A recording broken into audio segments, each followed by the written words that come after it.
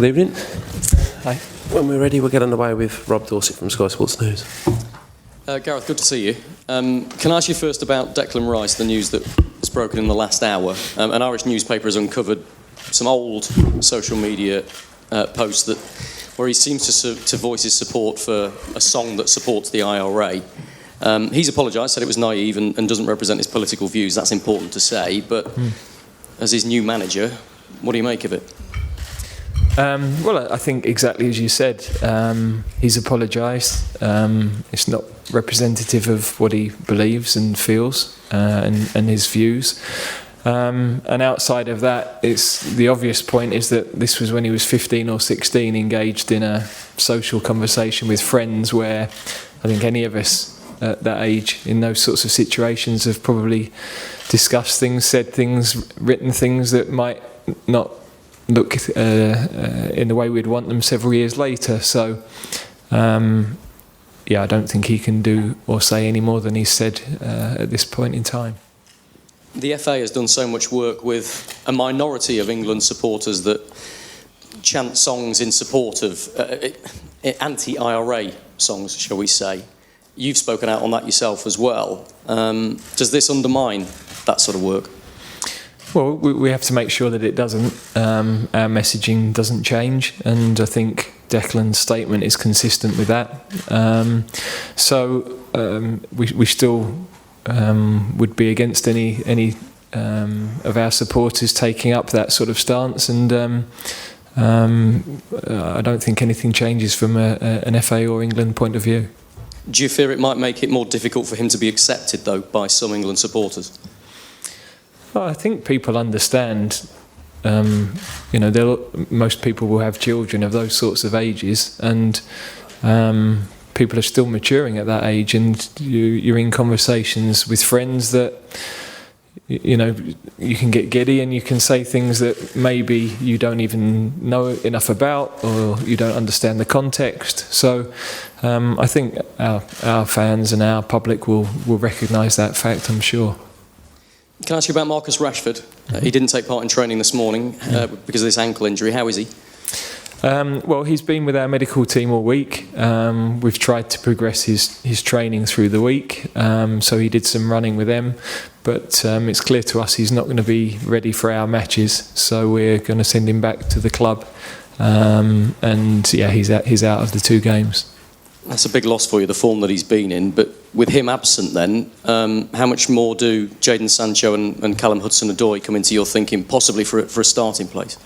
Yeah, well, we knew from a couple of days ago Marcus wouldn't be ready for tomorrow. So he has great opportunity for the others because they've been exceptional in training. They look like they've been with us forever. So we're really excited. I think we've lost a lot of players, but it's opportunity for others. And when I've looked at the level of training and the way that the team have prepared, they've been excellent. So we're really looking forward to seeing the team play.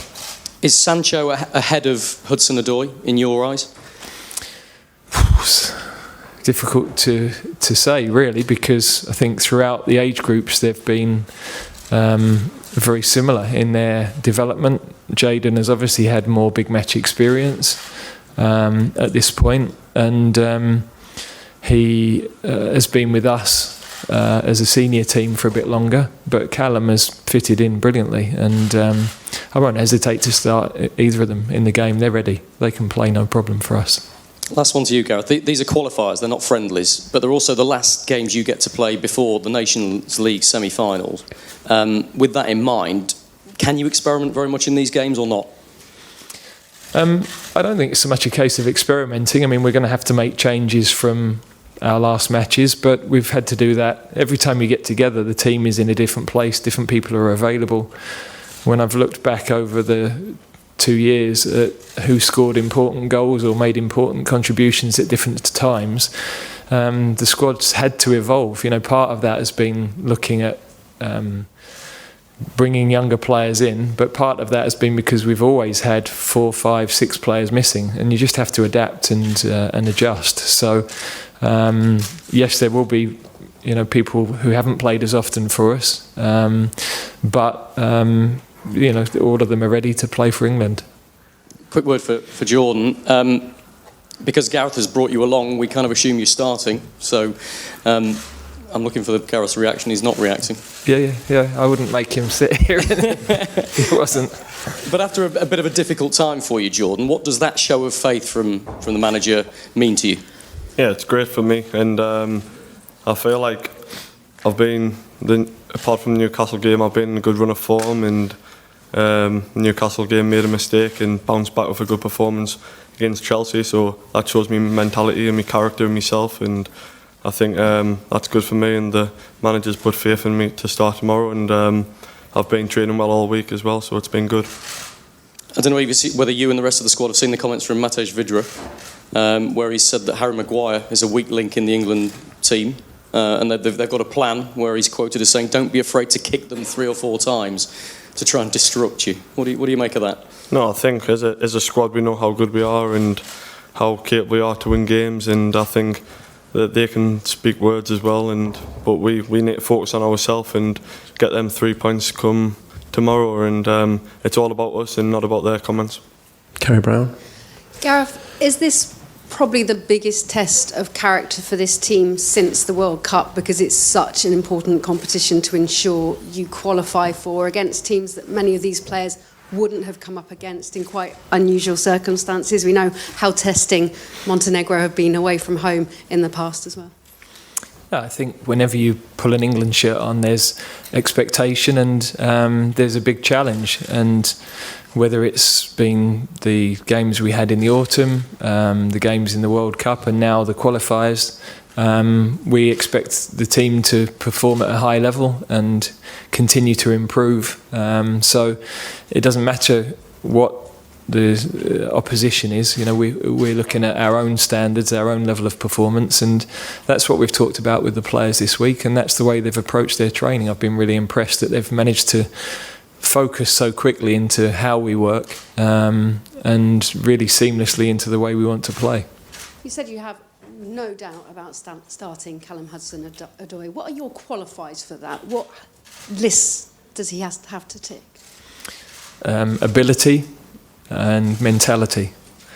You know, I know a lot has been said about what's the selection policy. Is it on form? Is it on capability? In the end, the players have got to have the quality to play in the shirt. And ideally, you'd have them all playing regularly. And ideally, they'd have a certain number of games for their clubs. But I can't wait for that. I can't wait for clubs to pick players 50, 100 times. That's not the landscape we're operating in. But what we've seen in different positions is players that we think are good enough. And so we'll pick them, we'll play them. And I've got no hesitation. Callum's fitted in. He looks every inch an England international in training. And I wouldn't hesitate to start him in any of the games. Jadon's had a bit of a drop-off to his season, but ended his Bundesliga before he came here with 2 assists in his last game. Have you seen any drop in confidence? Certainly not when he stepped up for the penalty when we were there.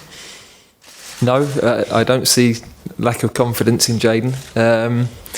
He's another super talent, and there are so many coming through our youth system. So we've got to give huge credit to our club academies because they're developing really exciting players. We've talked for a long time, many years, about England not having enough creative players. We've got loads.